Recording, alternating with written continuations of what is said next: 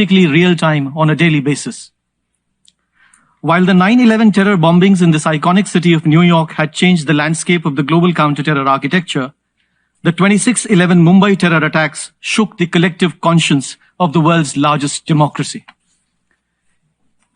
10 fully armed assailants from across our borders, well trained in conducting urban warfare, descended on the shores of Mumbai and wreaked havoc over 3 days.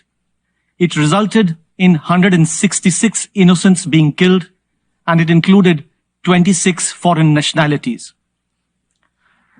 During our chairship of the Security Council Counter-Terror Committee till last year, the entire UN Security Council visited Mumbai and paid collective homage at the site of the attacks in October 2022.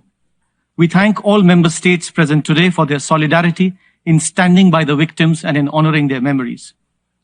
We also commend the UN Office for Counter-Terrorism, who in a special gesture dedicated a tree at the Northeast Lawns to memory of all victims of terrorism, and also invited a victim of the Mumbai terror attacks to share his story yesterday. But regretfully, justice still continues to elude the victims of the Mumbai terror attacks. I'd like you all to listen to this particular sound file in the presentation, even as the terror attacks were unfolding. जो जहाँ पे आपको movement नजर आती है, बंदा किस छत पे चल रहा है, कोई आ रहा है जा रहा है, उसको फाइट ठोको, उसे नहीं पता यहाँ पे क्या हो रहा है।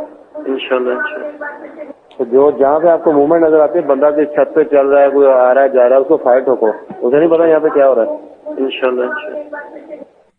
This was Sajid Mir, a very dreaded terrorist who directed the terrorists from across the border in real time to hunt down foreigners in the Taj Hotel and kill them indiscriminately.